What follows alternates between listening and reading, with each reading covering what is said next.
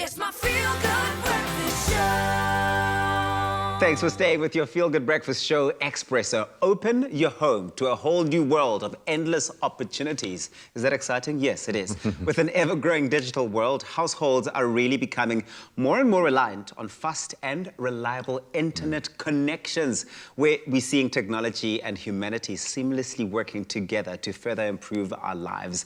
And from LTE and 5G to fiber, we chat to tech guru Grant Hines and Chief Officer for VODACOM Consumer Business Unit, George Mendes, to unpack the different types of internet solutions that are out there and find what may be best for you. Grant, welcome. Good morning. Good morning. Thank you. I'm excited. This is a very important topic for me. It's an important topic. For everybody. For everyone. And George, a very good morning to you as well. Great to connect with you again. I think in our first chat with George, it really hit home to me just how reliant we have become over the last year on connectivity. We talk about crossing that digital divide. The whole world is being kind of sped up. We are more reliant now on technology and connectivity in this new digital ecosystem than we ever have been before.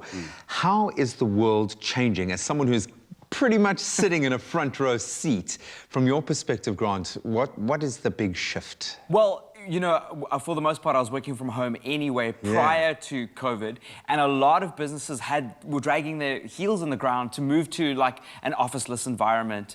And now that COVID has kind of forced us into this space, a lot of companies are starting to see the benefits of it, and working remotely with a hard reliance on fast internet and reliable internet means that we can be more productive and be more employable. He says that, George, but he's a gamer. So when he talks about connectivity, just take it with a pinch of salt. You know why he wants to have I am a professional gamer. It is my job, and there are more of us, and we need that data. Thanks for that, Grant. I think it's really important because that's exactly what we provide, is a whole range of products and services to cater for the different market segments. And gaming is a professional job, and we have to acknowledge that, and it's great. Sometimes I wish I had that, Grant, so good for you.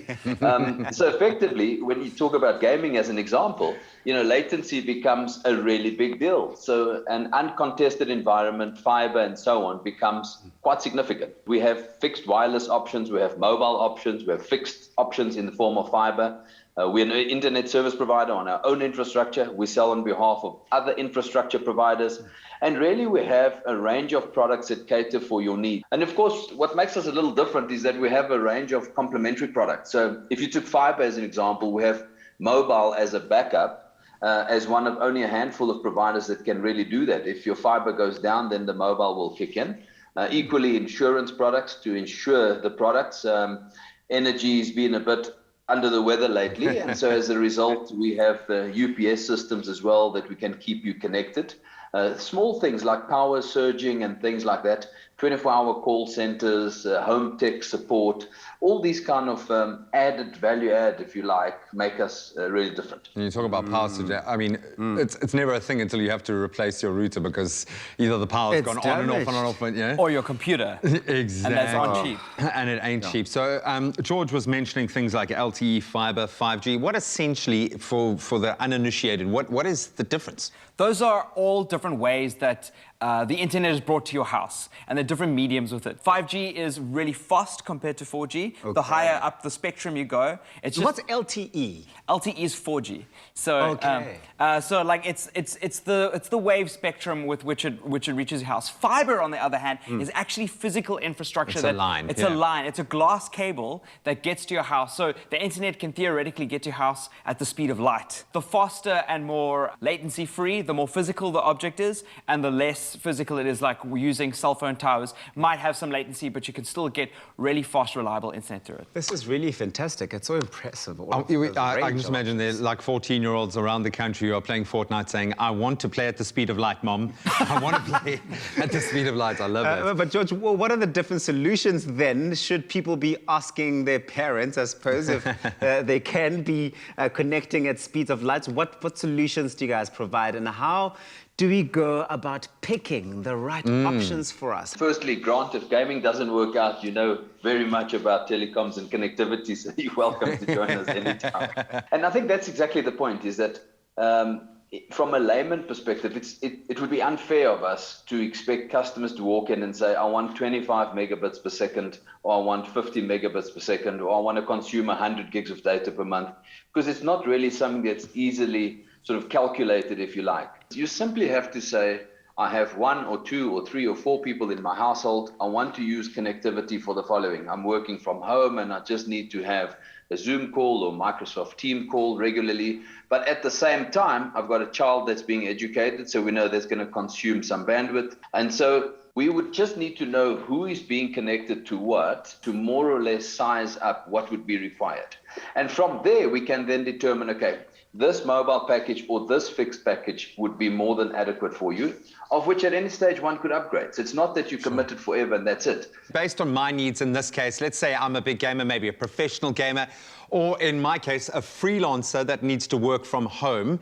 What should I be asking myself? And when I connect with you guys, what should I be asking you? And does my location play a part in this kind of consideration? Location absolutely plays a part when it comes to physical infrastructure, like fiber, as Grant mentioned. So if you don't have fiber running past your household by one of the infrastructure providers, can be any one of the infrastructure providers, we will simply be the service provider on top of that layer. Or if it's our own infrastructure, then we provide both.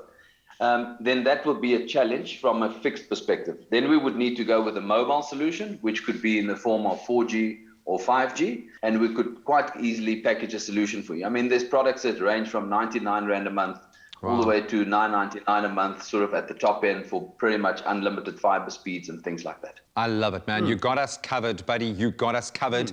I'm so glad that we were able to help Grant get a job today as a plan B, just in case the gaming doesn't work out.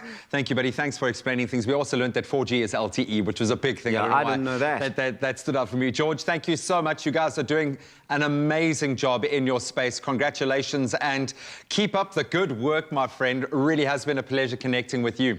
Thank you so much. Been a pleasure to be here. Grant family, thank you so much. You're always coming through here dropping the jams.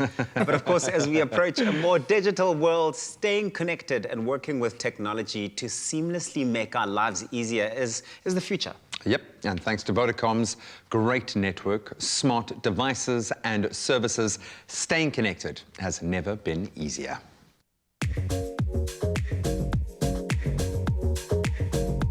When your family connects, we go further together. VODACOM.